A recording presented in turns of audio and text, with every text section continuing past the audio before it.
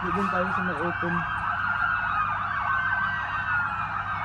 Ano siguro yun? Ang gano'n yung mga pulis eh. KFC and Hardee's or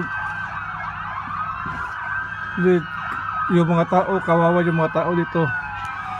Talaga sa harap talaga ng building namin.